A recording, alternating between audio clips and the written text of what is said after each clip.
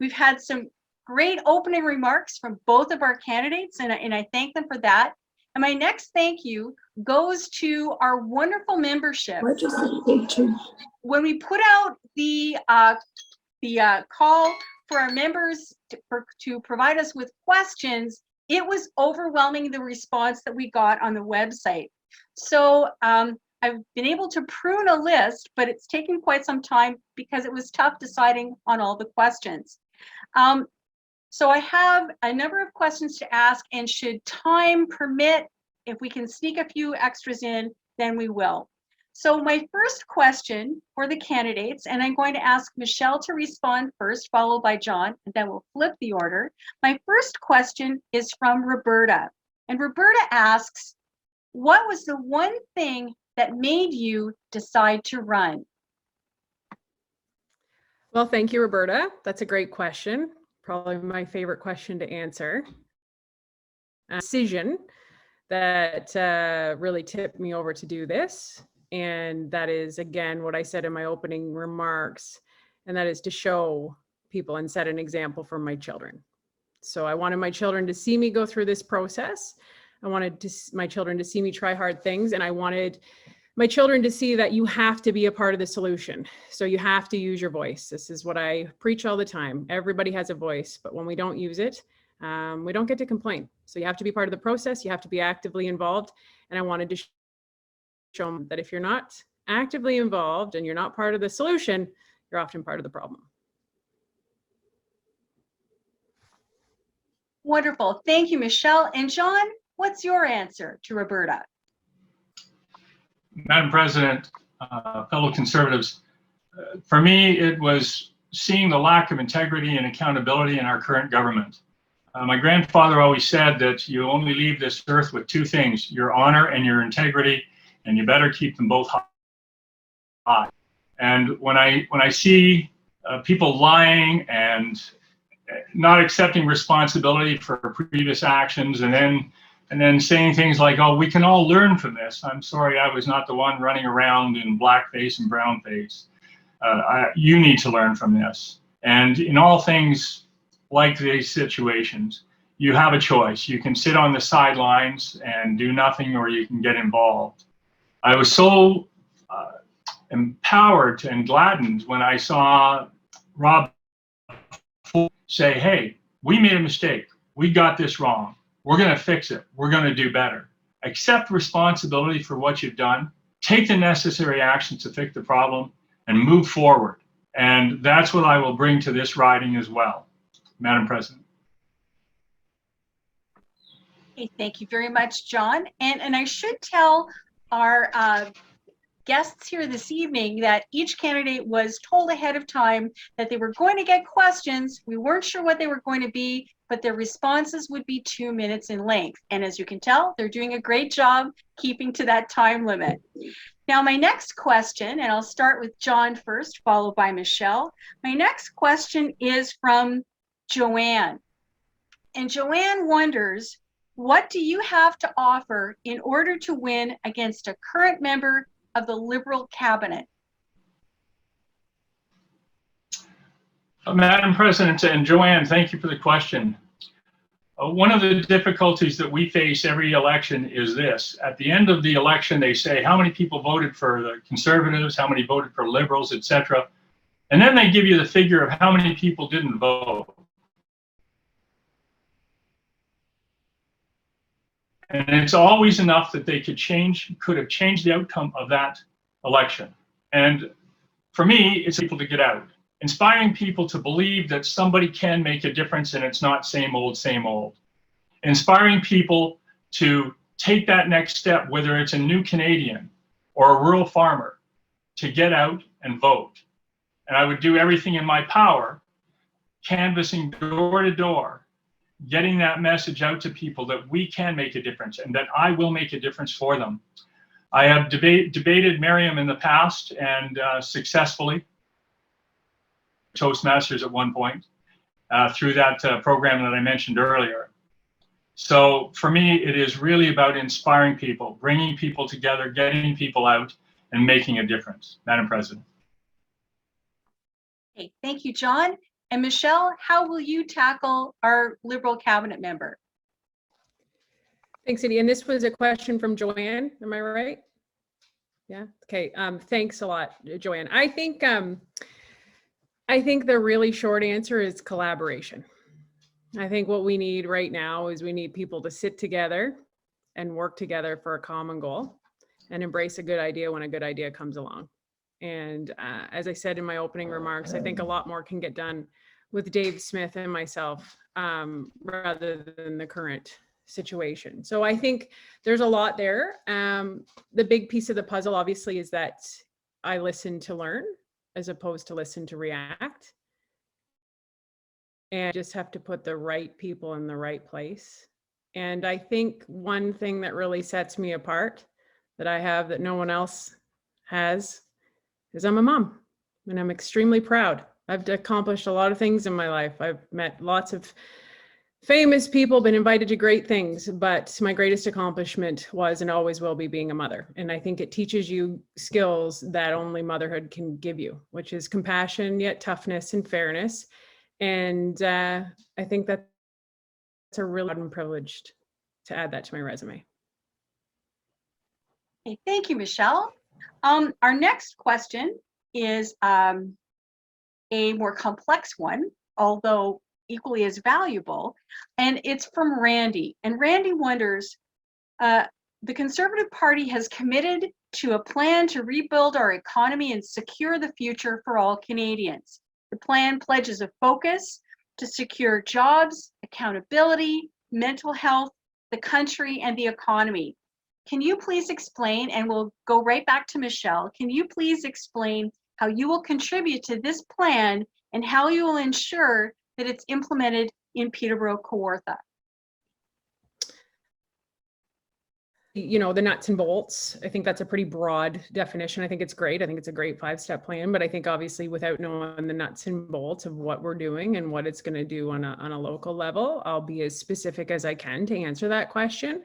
And I think, again, it comes back down to the collaboration and working with people and putting the right people in place. And we have people and organizations in this community that know what they're doing.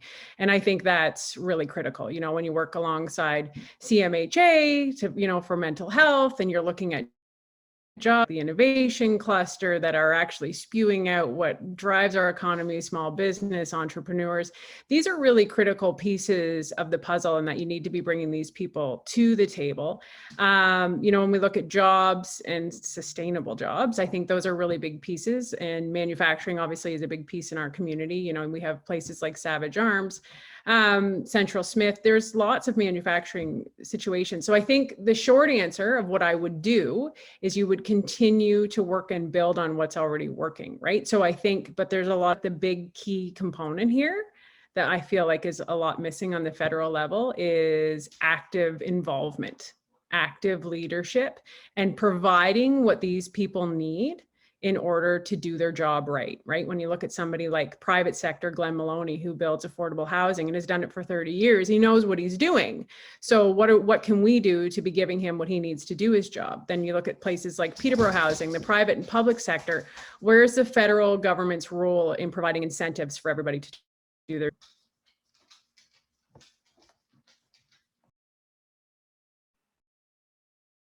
Okay, thank you very much. And now, John, it's up to you.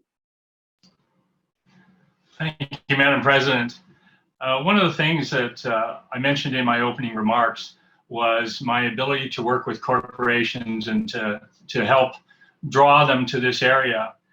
As a professional speaker, I had a lot of connections in a lot of major corporations, and sometimes just that little phone gig. In addition, as I mentioned about the rapid transit rail, that will create jobs, but it also will draw people. They've done studies for over a decade now, and a lot of companies that have shied away from Peterborough have said exactly that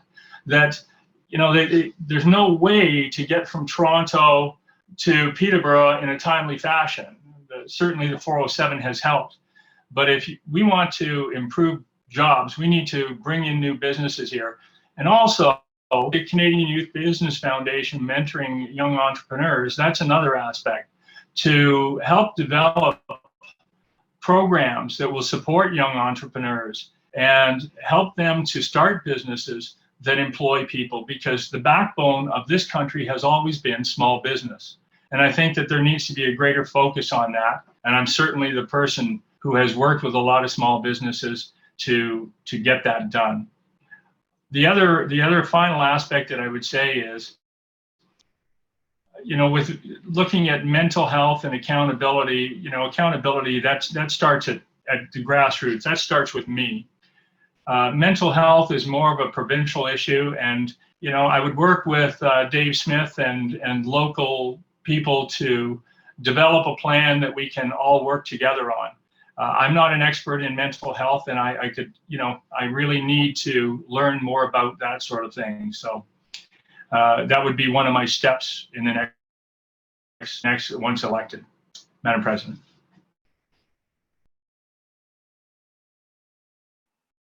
Thank you very much.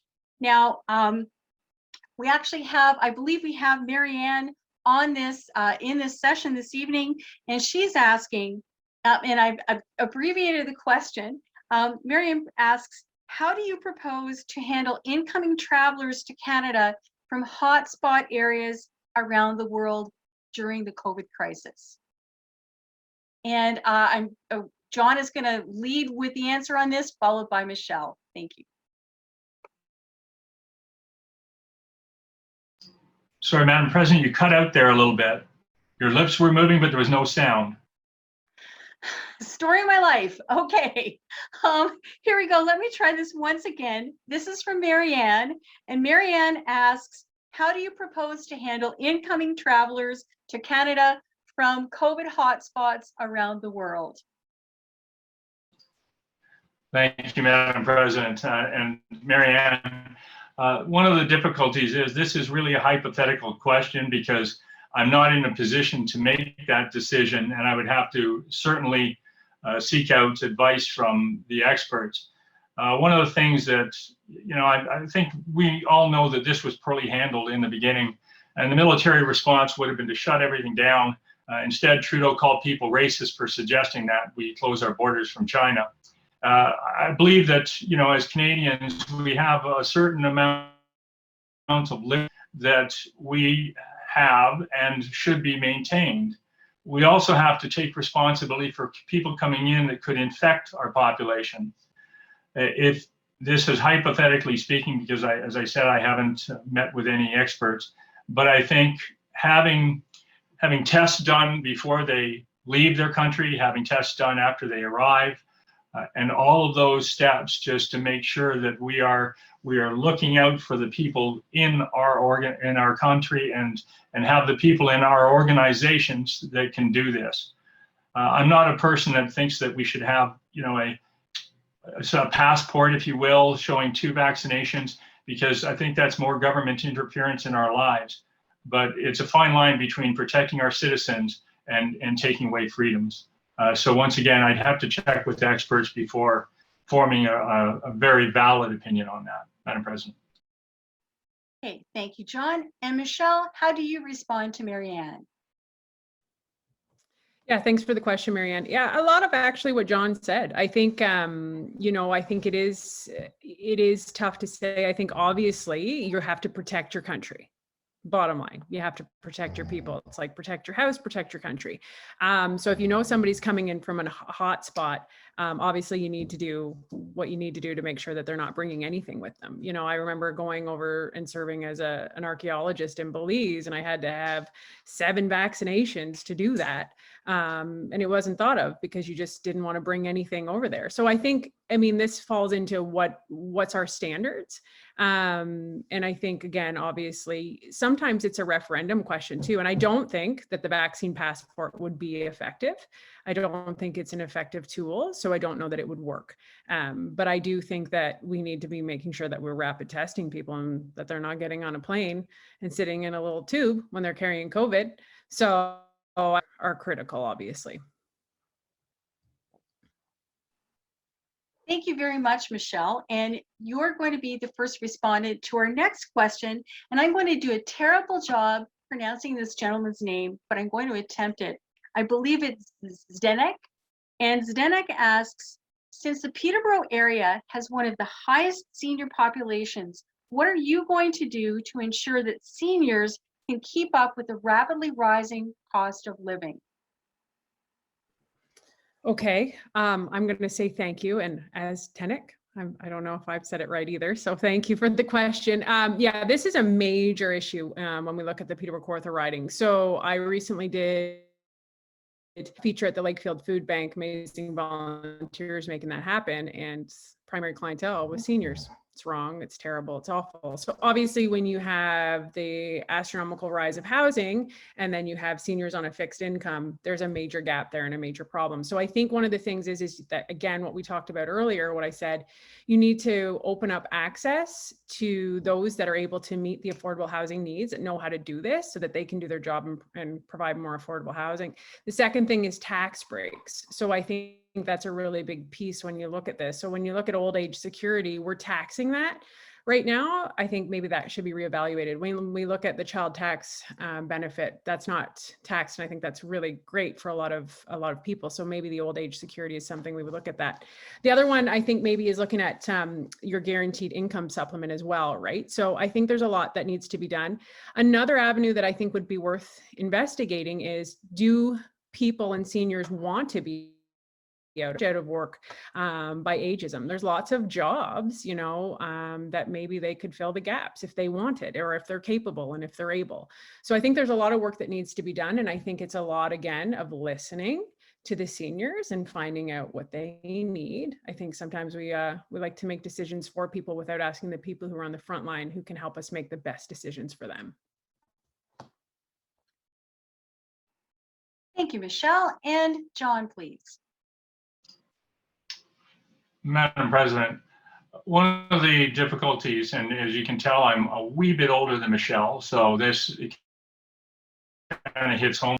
One of the difficulties we have, especially with the pandemic, when you shut down the world for almost 4 months, all manufacturing, it drives prices up. Farmers are being charged more for equipment and for seed, and they're not getting any more money at for their livestock. You have people that are paying more for groceries, more for clothing, more for housing, and there doesn't seem to be a solution. I think the first step is focusing on fiscal responsibility so that we can get the rise in prices under control, to focus on our responsibility to the people that have, you know, gone before us, built this country, and also, you know, we have to look after them because they've paid their dues to be where they are. And I would talk to some people that are more expert at this than I am. Say this, I think that there is a responsibility to look at the cost of food going up. We do that with old age security and the guaranteed income supplement, but we don't do that with Canada Pension. And these people have paid into this for their entire lives, and of course we don't look at that. And of course, you know, as I say that, I'm also talking about fiscal responsibility, and that would have a huge impact on the government spending. So I think ultimately we have to get costs under control. We have to have fiscal responsibility. We have to ensure that we are giving them enough to live on, whether it's through the old age security income supplement, to make sure that, you know, our elderly and our people that are retired are looked after, Madam President. Okay, thank you. And John, you're going to lead off on this next question that we have from Barb. And Barb asks, with the current mental health crisis and opioid crisis that has been worsened by COVID restrictions, what would you do to improve the lives of people that are struggling every day? What can we do to ensure that these people are self-reliant and receive the ongoing support necessary? Madam President, that's, you know, we're talking about two different things, because this really does require all levels of government working together, because, you know, mental health is primarily a provincial issue. The reality is that we all live with it. And I think having the resources available to us to have centers for people to go to get the help that they need. But to use an old cliche, you can't, lead a horse to water, but you can't make him drink. And I think we need to reach out to the people that need this help. There are people in our communities and organizations that know who they are and can maybe identify that this person does need help, and we reach out to them and make them aware of the resources that are available to them. There has to be a bit more, financial support for mental health, and specifically dealing with all kinds, not just the opioids, but all kinds of addictions.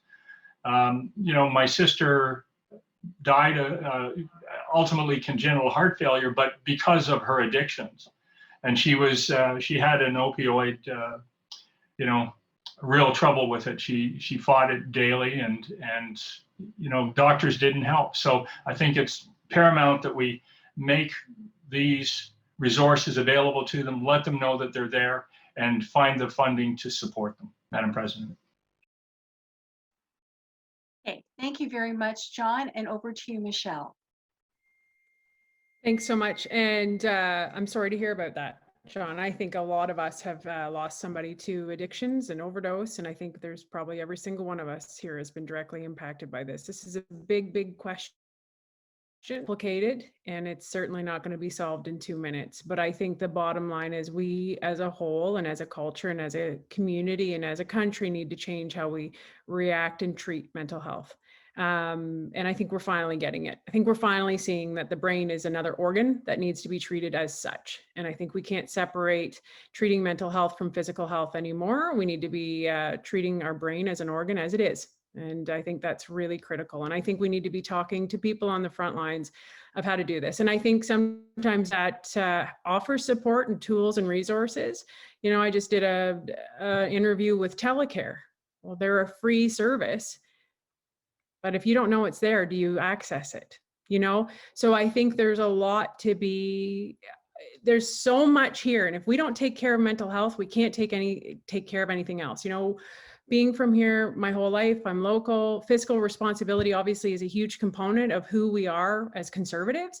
But if you can't go to work, if you can't do your job, or you're too worried about your loved one, you are not contributing. And that ultimately, we do need to be investing in this, and we need to have mental health off of this street. That's a big, big issue. Right now, we have our police, they're taking, our mental health, it's literally living on the street. There's nowhere for them to go. So I think that's a really big piece of this puzzle as well. So we have to have treatment and rehabilitation in place. And I think also from a proactive approach, we need to be having major conversations at the dinner table and be supporting families in the best way that we know how and get a better handle on understanding mental health. This is the most important topic, in my opinion. Thank you, Michelle. I'm going to start again with you, and I'm going to ask a question from Judy. And Judy asks, with so many people collecting CERB, how do you plan to do a better job of seeing if there is really a need? Businesses have suffered enough, and now they're opening up a bit. The problem is they can't seem to find enough people willing to work. Yeah, thanks, Judy. Well, I think the quick, short answer is cut off the supply. That's how you find out stuff really quick, right? You cut it off, and one of the number one things business owners are saying to me, they can't get people to work. There's jobs, but they can't get people to work. I think the next thing that you need to have a conversation about is the difference between a living wage, which cannot be confused with universal basic income. So I don't think UBI would work. Okay, I just don't think it's going to work. But I think we need to be looking at living wage. With the housing costs that have skyrocketed, that's not probably going to reverse. So if people are making enough money to pay their bills by not going to work, that's a problem. The next thing we need to be looking at probably is to invest in employers. What do they have that they need? Again, what's the federal government giving for incentives? I'm doing an incredible program right now. It's actually a through alternatives community, and they're incentivizing employers to hire those with different abilities. It's a great program. So I think, what are we doing? I think a lot of people confuse, oh, we're going to throw money at something. It doesn't fix it. You need strategy, you need a reason behind it. And I think a lot of employers need some support in terms of what retains employees. It's not always money.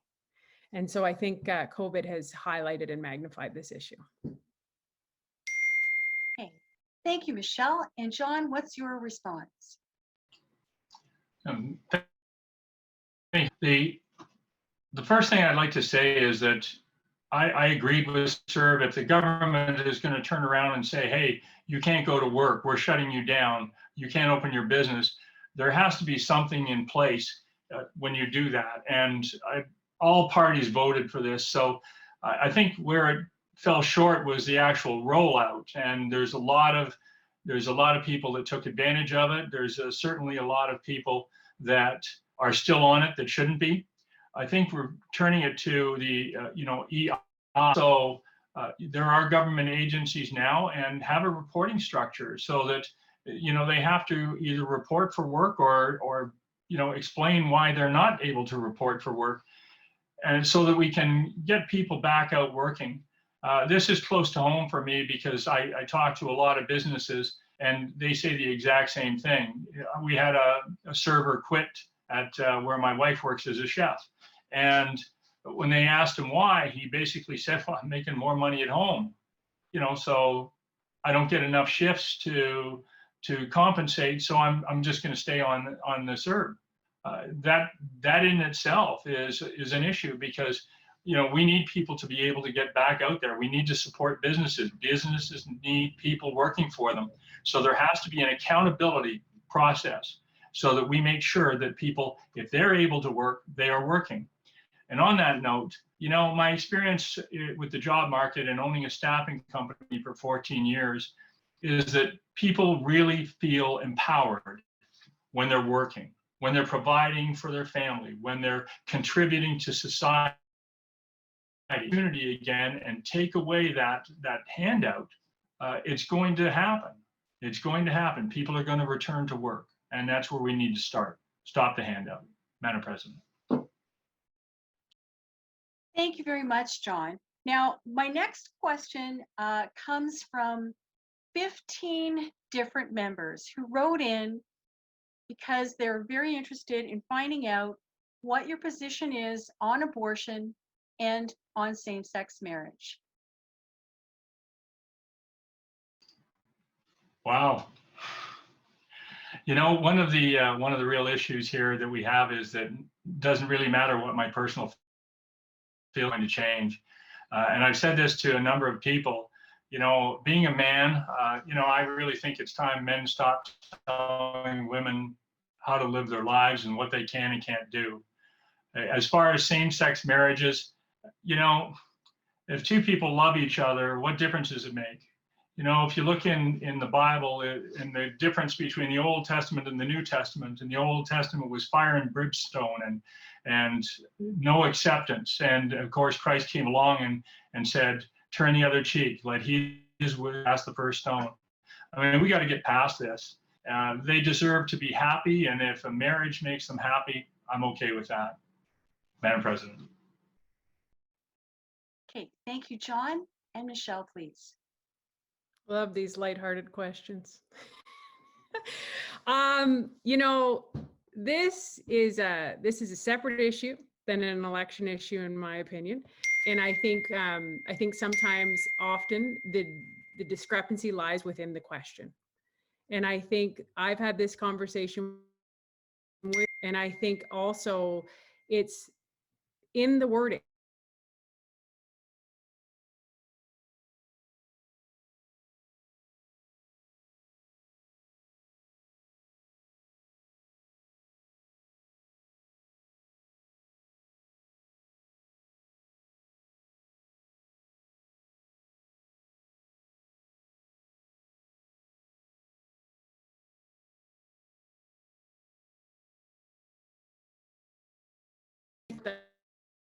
The people who are at that front line of an unplanned pregnancy, that's really critical. In terms of what are we giving? Can you guys hear me? My internet just kind of said we're good. I think we need to be looking at what we're investing and what the actual issues are. I think there's some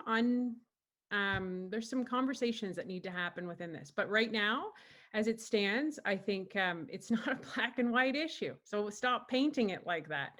And obviously, it's important to protect life. And I think there's a lot of variables that go into it. And I think that we need to be supporting the people on the front lines. There's nothing more stressful than an unplanned pregnancy. So what are we doing to support the women that get into that and make sure that they have every resource possible to make the best decision for them? In terms of gay marriage, not the government's role to care about who you sleep with. Okay, thank you very much.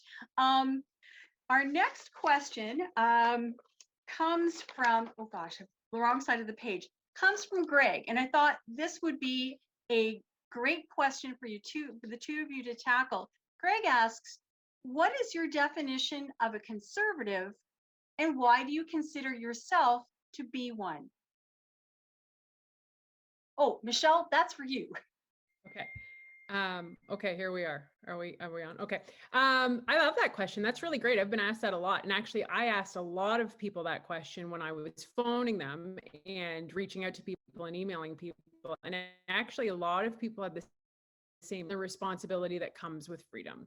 For me, I think it means that the government is not managing everything in your life. I think that's really it. I think it's that sort of entrepreneurial spirit. I think conservatism is obviously fiscal responsibility, making pragmatic decisions and giving people the tools that they need to be the best versions of what they can be. And I think that's also the government's role, to make sure we have access and giving access to what people need, not handout. And I think that's really what it means to me. Thank you. John, what's a conservative? Madam President, fiscal responsibility, integrity, honesty, looking out for the rights and freedoms of people. You know, when I first became a conservative, you know, way back when there were progressive conservatives, and I joined the party, and one of the reasons why I joined the party, because, you know, couldn't stand Trudeau's dad, for one, and also because I saw chip by chip them breaking away our freedoms and our rights. And it only takes a little bit. And, you know, there's that old story about how do you trap a wild boar? You know, you put free food out and you put one side of a fence up, and then they get scared and they go away, but they come back for the free food. You put another side up and then a wild boar. And the reality is that's kind of what they did, and they continue to do that. And then the conservatives come in and reverse some of that. And until we get back to the place where we have fiscal responsibility and we balance our budget and we look out for, you know, especially with this you know, bill that's the Liberals have put forward to control what we put on Facebook or on our social media. And I mean, that's trampling our rights. And where does it stop? Where does it stop with that? Yeah. So ultimately, that's what a conservative is for me. Somebody who has fiscal responsibility, who has integrity, who has honor, who is going to look out for the rights and freedoms of Canadians and make a difference in people's lives in a positive way, Madam President. Okay, thank you very much, John. And our final question for this evening comes from Josh. And I think it's the best question we could possibly end with. And that question is, what are you passionate about? First to John. Yes, Madam President, and thanks, Josh. Well, you know, what I'm passionate about is service to others, helping others succeed. You know, when everyone succeeds, then we all succeed. I have a little mantra that I use every morning, and I look in the mirror and I say, I'm going to have a great day, and I'm going to help as many people as I can have a great day. And it doesn't always work out that way, but if I start with that I'm going to help people, I'm going to help them to you know, whether it's a farmer or somebody in the rural community or somebody in Toastmasters, somebody in the Legion.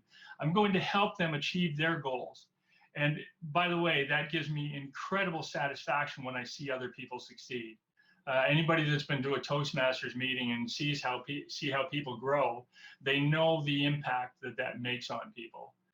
You know, there's a lot of things that I did in my life that were for me. You know, when I cycled across Canada, that was for me. You know, when I jumped out of helicopters, that was for me. But when I joined Toastmasters, it became about other people. When I joined the Legion, it became about other people. When I joined the Lions Club, it became about other people. And when you put the focus on other people and they succeed, that is one of the most gratifying things in life. And I can go to bed every night that I fulfill my mantra and say, yeah, I helped others have a great day, Madam President. Okay, thank you, John. And Michelle, what are you passionate about? Oh, all kinds of things.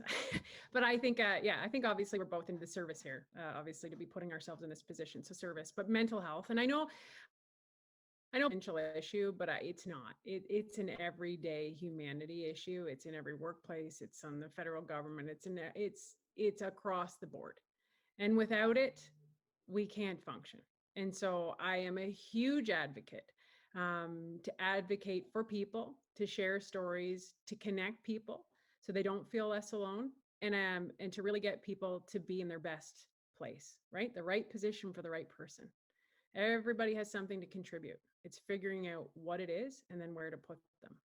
And I think that's really important. And I think it's the most important thing. So I am very passionate about, obviously my family as well, but I think I'm very passionate about making sure that we have an ability to have dialogue with each other, honest dialogue, that sometimes life is hard and we can get through it, but also we have to make pragmatic, tough decisions, and sometimes we can't just sit around. So how do we do both? How do we have that balance all the time of taking care of ourselves and doing self-care and all these things, but also moving everything forward and respecting each other's dialogue and listening to other people and listening to learn. Thanks so much, Michelle. And I think we have in this final section, our last opportunity of the evening to listen to you two once again. You're both compelling and passionate individuals who stepped up to do something the rest of us would be overwhelmed by. You've offered yourselves up to have your family tree examined for you in more ways than one can possibly imagine. But for this last section, I'd like to have Michelle start and John conclude. Why should the people who are gathered tonight here choose you? It's a tough choice. By the answers you've given, perhaps it's made it more difficult than when we started. But why should we vote for you? Well, thank you. I think I can do it. I know I can do it. Person for the job. You know, I've built a social media following, and people follow you. That's what they call it. They're followers. You know, why? Why do they follow you? Because I think you share dialogue, you share ideas, you engage, you build trust, and you build relationships. And that's what I do every day. And that's what I care about. And that's what I believe in. And this community is my home. I had many opportunities to leave in journalism and go and work somewhere else, and I didn't want to. I love it here. I love raising my family here. And I am deeply involved and deeply connected, and I can find answers quickly for anything. And I have the skills, I have the expertise, I have fresh ideas, and I think I'm the package that we need to sell to win. Thank you. Thank you very much, Michelle and John. Thank you, Madam President. We got off to a rocky start there, you know, getting kicked out. I didn't even hear Michelle's opening comments. So, you know, I hope it was good, Michelle. I hope mine was better. But yeah, a difficult start. I'm going to go back to the three things that I started with, and that is, service, experience, and commitment. Those are the things that I bring to the table. My travels have brought me around where I've connected with people in very senior positions in corporations, and having conversations about bringing people back to this, bringing jobs rather back to this organization, to this community, to this city. That's where we need to be, and we need to develop those relationships, and I have the ability to do that. The other aspect, of course, is that I want to continue to serve you and serve this community, serve all Canadians, and this position would give me the opportunity. If you would like more information about me, you can visit my website, Rich CPC, www.johnrichcpc.com or CA. Either one will get you there. Or you can even call me on my home phone. It's 705-657-9057. It's on my website as well. Connect with me, find out more about what I stand for, and I hope that I have earned the opportunity to get your vote on Wednesday, August 4th. Thank you, Madam President. Well, I would like to thank our two candidates so very much for sharing their enthusiasm and their passion this evening. I think we've had a wonderful range of questions thanks to our membership, and we have lots to think about over the next coming days. If you haven't already heard from our candidates, you will know that next Wednesday, which is the 4th of August, you'll have the opportunity to cast your ballot for one of these two fine individuals.